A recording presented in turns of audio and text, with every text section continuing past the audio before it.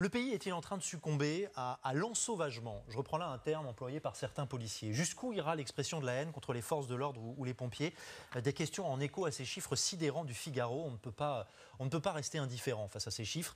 110 agressions par jour, en moyenne. Prison automatique, Nathalie Arthaud, je vois réagir Laurent Jacobelli, mais Nathalie Arthaud qu'on n'a pas entendu, ça serait une bonne solution? Évidemment non, ça n'a aucun sens. Il y a agression et agression, voilà. Donc on ne peut pas mettre sur le même plan une agression physique et une agression verbale par exemple. Et voilà, donc ça n'a aucun sens. Alors je veux bien qu'il y en ait qui jouent des gros bras, qui expliquent qu'il faut plus d'impunité et vous faites une campagne là-dessus, mais ça rime à rien en réalité. Moi ce qui me choque quand même un peu dans ces chiffres, dans l'affichage, c'est qu'il y a un mélange. Là, on mélange, y compris ce qui s'est passé au moment du mouvement des Gilets jaunes, y compris en faisant porter aux manifestants la responsabilité de la violence. Là, je crois que c'est quand même le monde à l'envers, parce qu'il y a une stratégie du gouvernement Macron et de Castaner de faire monter la tension, qui a effectivement provoqué, qui a mis de l'huile sur le feu. Ça a été ça, la réalité.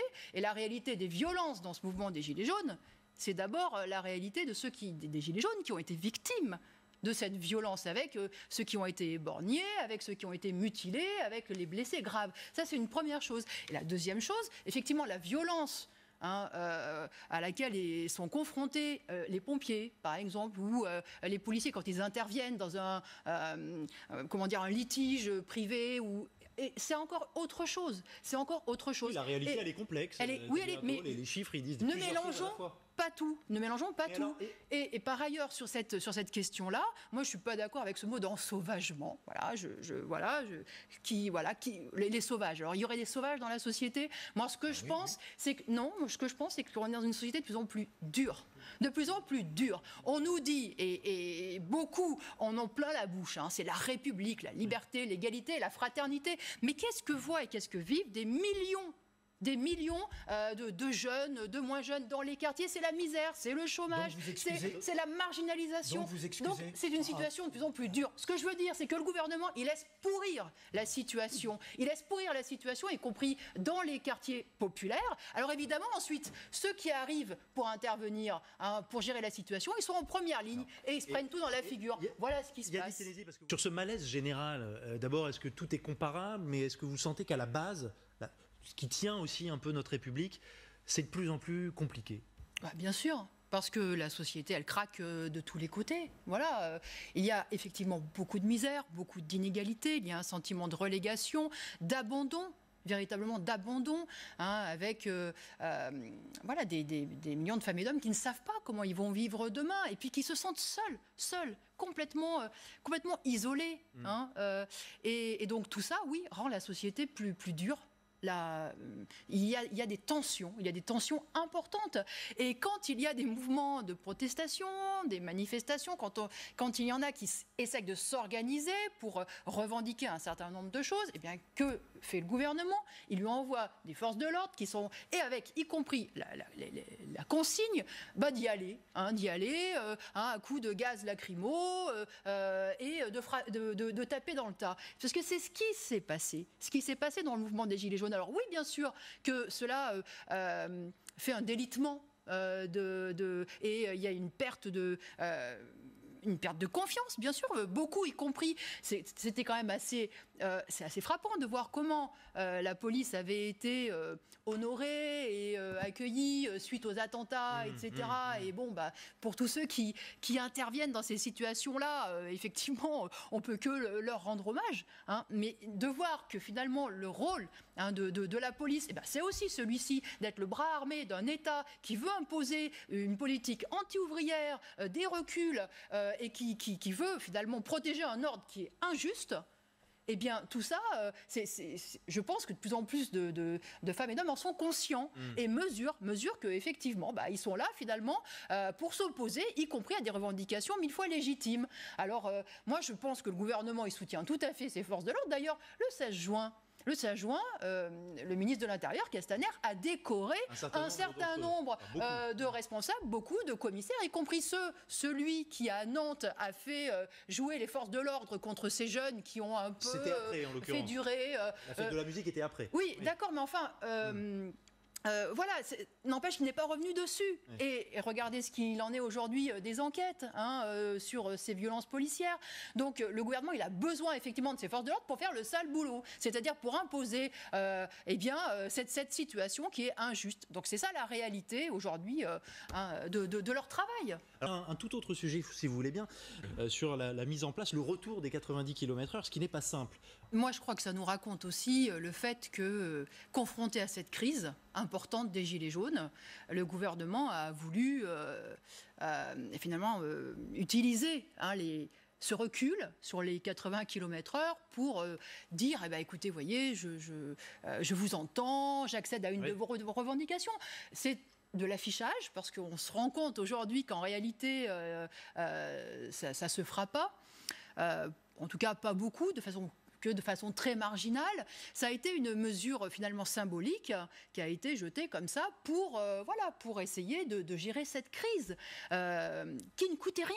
Qui ne coûtait rien au gouvernement, qui ne coûtait rien au grand patronat, parce que c'était son problème pendant la crise des Gilets jaunes. C'était comment effectivement redonner du pouvoir d'achat, comment annuler cette CSG sur les retraités, c'était comment donc élever, répondre aux aspirations sans que ça coûte 1 euro. Oui, voilà. En l'occurrence, donc, effectivement, cette mesure ne coûtait pas. Donc voilà, il a utilisé finalement cette facilité qui aujourd'hui s'avère être complètement nulle. Moi, ce qui me frappe quand même, c'est que sur la sécurité routière, c'est facile de dire on interdit ci, on interdit là.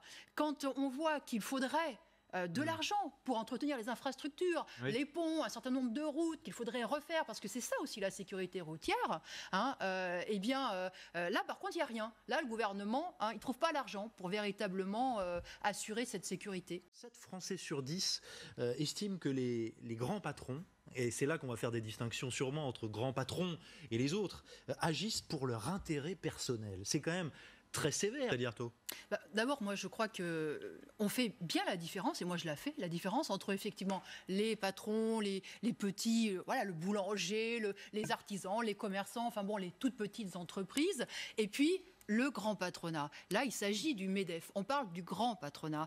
Et y compris le sondage porte sur les grands patrons, absolument, ceux du CAC 40, qui quand même constituent la moitié de la richesse du pays. C'est la moitié du PIB. Et c'est l'essentiel des salariés. Donc ces grandes entreprises, elles font la loi. Donc c'est important, effectivement, de voir ce qu'elles font. Elles font la loi sur le monde du travail, elles font la loi sur les petites entreprises. Donc c'est important de regarder en détail, effectivement, ce qu'elles font. Et ce qu'elles font, c'est que, effectivement, elles accumulent des profits qui sont d'ailleurs très importants et de plus en plus importants là, ces dernières années. Ils n'ont fait qu'augmenter depuis la crise de 2008. Là, c'est exponentiel. Et ces profits, ils vont remplir les poches des grands actionnaires et ils vont augmenter les fortunes déjà des plus puissants, les fortunes de la bourgeoisie. Alors effectivement, Bernard Arnault en est un des représentants, avec une fortune quand même qui a augmenté, alors par le biais aussi des financements, de la spéculation boursière, etc., mais qui a quand même augmenté jusqu'à atteindre là, cette année, les 100 milliards de dollars. 100 milliards de dollars, quasiment vu, 94 milliards. On a vu en décembre beaucoup d'entreprises jouer le jeu, alors poussé, incité par Emmanuel Macron, de la prime. Non mais attendez, juste, je vous donne autre exemple. Prenez Renault. Renault, c'est plus les 10 premiers salaires des grands patrons de chez Renault. C'est plus 15% l'année dernière. Le dividende, c'est plus 11%. Les salariés, les ouvriers, plus 1,4%. L'inflation. Les salaires sont bloqués. Les mêmes qui s'autorisent des salaires de 300, de 400 fois le SMIC, les mêmes qui payent des parachutes dorés, etc., vont faire la morale aux travailleurs, vont leur expliquer qu'ils ne peuvent pas augmenter les salaires. Le salaire moyen du patron du CAC 40 a augmenté de 5,8% en 2018. Oui. C'est vrai que c'est une augmentation. Et pour les salariés, c'est bloqué. C'est des conditions de travail qui se dégradent, qui s'aggravent. C'est ça la réalité. Il y a un lien, parce que c'est avec ces efforts-là, ce travail-là, qui justement la richesse monte à un pôle. Et ça, moi, je le dénonce. Oui. Il y a une entreprise, mais dans une entreprise, il y a deux mondes. Il y a celui des privilégiés qui domine et puis qui prospère, et puis le monde du travail en dessous qui rame pour tout. Trop égoïste, les patrons. Concernant la question du droit du sol qui est posée à travers la campagne interne chez les Républicains. L'un des prétendants aux Républicains, l'un des 3 prétendants, Guillaume Larrivé en l'occurrence, propose ce qu'il appelle un nouveau code de nationalité. Un code qui abolirait et qui oublierait notamment le droit du sol qui donne la nationalité française, par exemple à tout enfant né sur le territoire, à toute personne résidant légalement en France depuis 5 ans. Est-ce qu'il faut démontrer en fait qu'on est prêt à devenir français? C'est ça, derrière l'automaticité, il faudrait apporter des critères, répondre à des règles fixées par exemple par le Rassemblement national qui a des intentions en la matière.